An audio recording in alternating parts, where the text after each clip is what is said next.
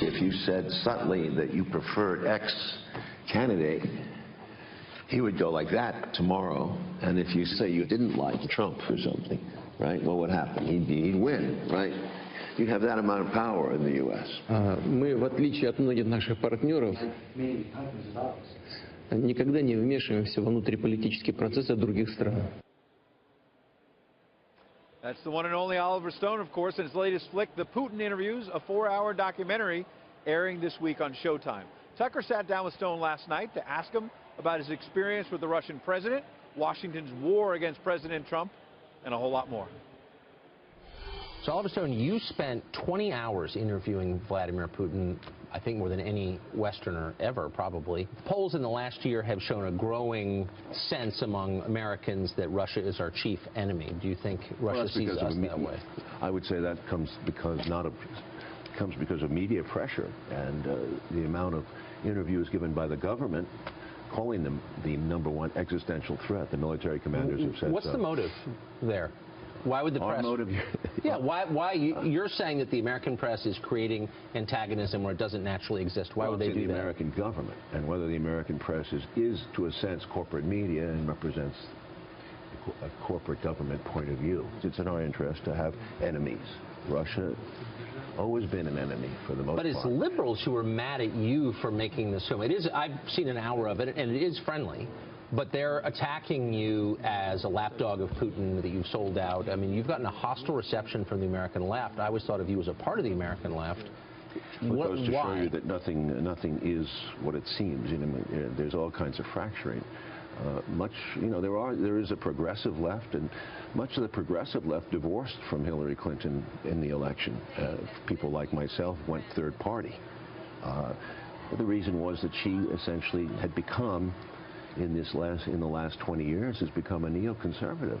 She has backed all the neocon, basically the invasion of Libya, the destruction of Libya, which is crucial.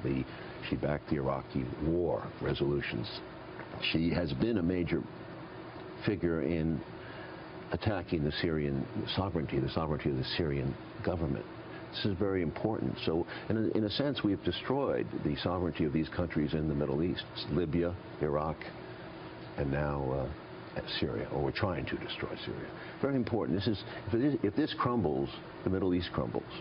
And the world order, which is very important to Mr. Putin, a sense of law, a sense of fundamental principles, has gone out the window. He talks about it. Well, if I can say, that's the opposite of the way he's presented here, as someone, he's presented as an autocrat who doesn't care about law, and by the way, who hacked our democracy and undermined our elections. We don't know that. We're told that. And do you believe that? You're jumping around, Tucker, but we have to have evidence of this.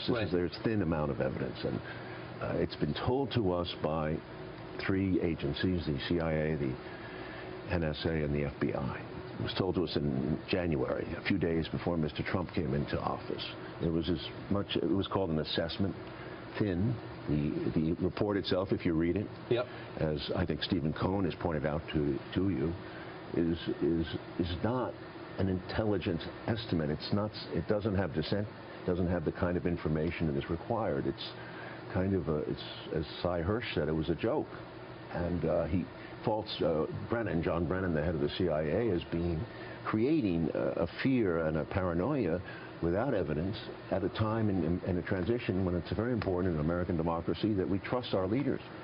So Trump was, in a sense, slapped in the face with 2 weeks to go. I mean, this thing is serious. It's calling Trump essentially a Manchurian candidate.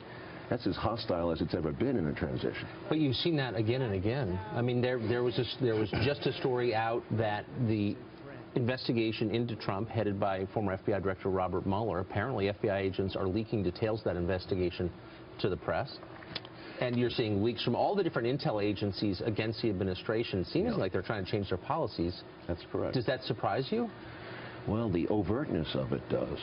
If the investigation were to continue, which it probably will, I think that they have to go back to the origins of that leak in January. Who put out that information? Who gave it to the New York Times or Washington Post back channel? You have to ask these questions.